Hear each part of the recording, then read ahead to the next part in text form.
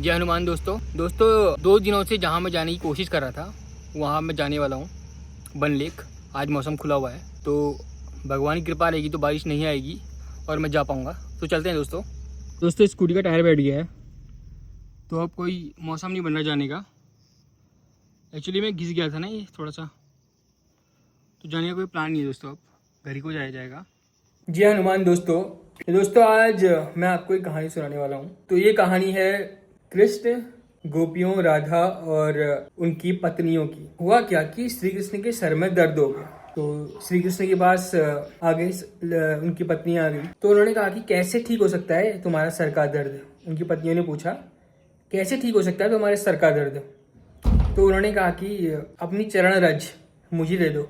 तो अपनी चरण रज मतलब जो चरण की धूल है वो मेरे माथे पे लगा दो तो मेरा सर का दर्द ठीक हो जाएगा। तो उनकी पत्नियों ने कहा कि हम कैसे दे दें, अगर हम आपको अपनी चरण रज दे देंगे तो हम तो नरक जाएंगे, अपनी पैरों की धूल आपके सर में लगा देंगे तो हम तो नरक जाएंगे, ऐसा कहा पत्नियों ने। तो उन्होंने अपनी चरण रज नहीं दी। उसके बाद गोपियों के पास गए और राधा के पास गए तो उनसे कहा कि अपनी चरण रज दे दो, श्री कृष्ण के माथे पे लगानी है, उनके सर में बहुत दर्द हो रहा है। तो उन्होंने कहा ऐसी बात है, अगर ऐसी बात है तो उन्होंने बिना कुछ सोचे समझे कि हम नरक जाएंगे, स्वर्ग जाएंगे, कहीं भी जाएंगे, उन्होंने अपनी चरण रज निकाली और एक पोटली में भर के दे दी और जैसे ही श्री कृष्ण के माथे पे लगाया वो ठीक हो गए। कहने का मतलब यह है कि भगवान की लीला है।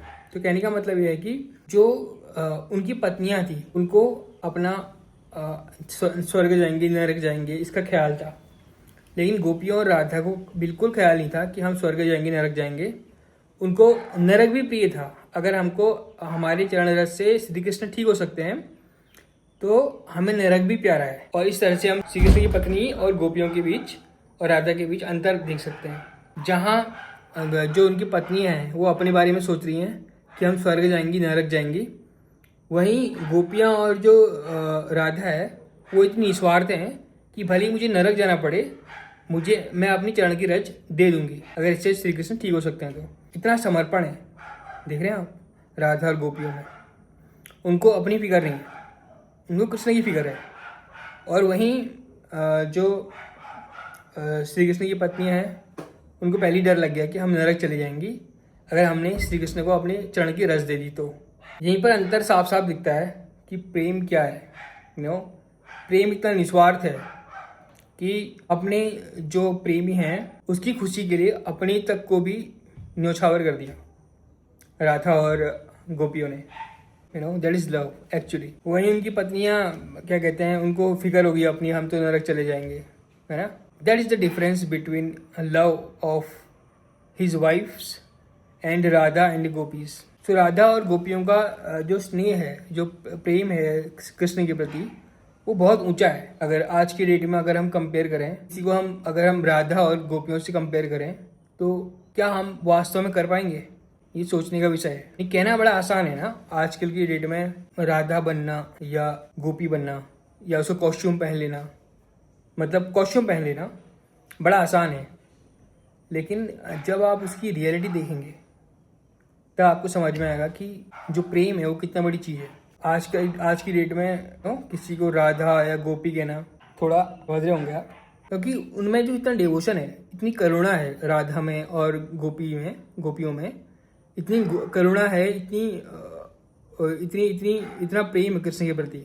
उन्होंने निस्वार्थ भाव से भले ही हम नरक चले जाएं, उनको ये भी वो नहीं था कि हाँ भाई हम नरक चले जाएंगे अगर उनकी पैरों की रज कृष्ण के माथे पे लग गई। तो उन्होंने बिना कुछ सोचे समझे दे दिया।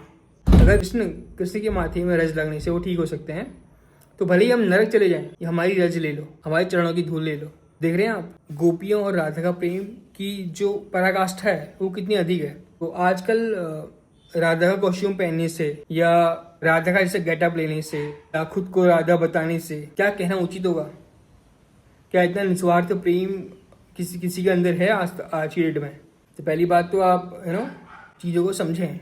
मैं बहुत कभी कभार मैं अपने दोस्तों से भी सुनता हूँ। तो कहने का मतलब यह है कि अगर किसी को राधा नाम की उपाधि देनी है तो उसके लिए उसका स्तर बहुत ऊंचा होना चाहिए। किसी को राधा या गोपी की उपाधि देनी है तो उसका स्तर बहुत ऊंचा होना चाहिए। उनमें इतना समर्पण होना चाहिए कृष्ण के प्रति कि वो अपने को समर्पित करके अपना घाटा खा के उसको खुशी प्रदान कर रही है।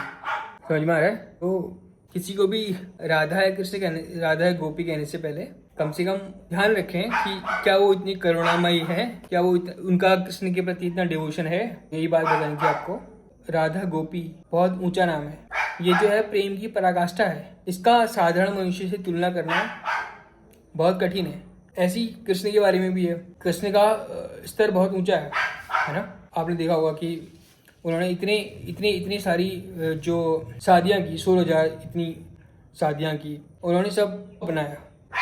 तो आज की डेट में इतना बड़ा काम करना, ठीक है, इतनी शादियाँ करना यूजुअली असंभव है। ठीक है, तो उनका लेवल ही बहुत ऊंचा है। कृष्ण और राधा तो बहुत ऊंचे स्तर के हैं।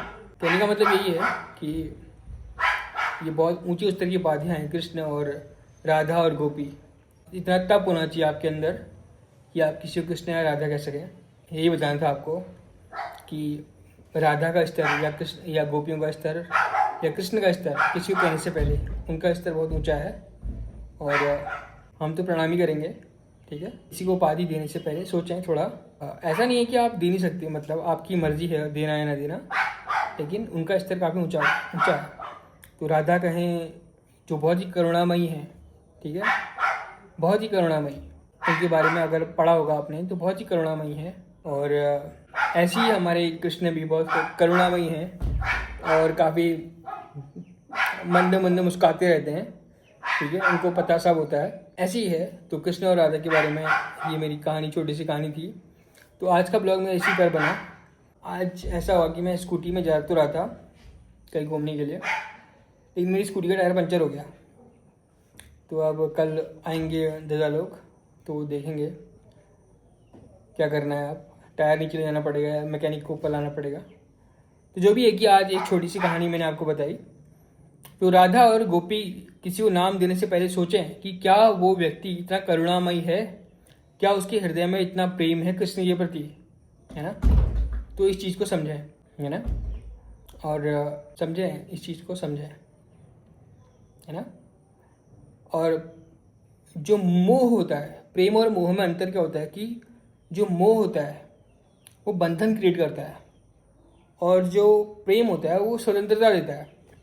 जैसे आपकी माता आपसे प्रेम करती है, ठीक है, आप कहीं भी जा रहे हैं, आपको स्वतंत्रता है, फ्रीडम है, आप इतना सोचते नहीं हैं, ठीक है।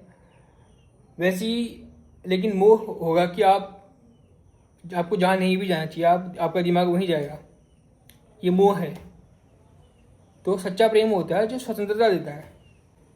इस चीज़ को समझें और मोह से बचें। तो ये बताना था आपको। Thank you so much. तो आज की कहानी आपको कैसी लगी? जैसी भी लगी, तो मेरा ये प्रयास था कि इस कहानी के जरिए आपको कुछ बताऊं। Thank you so much.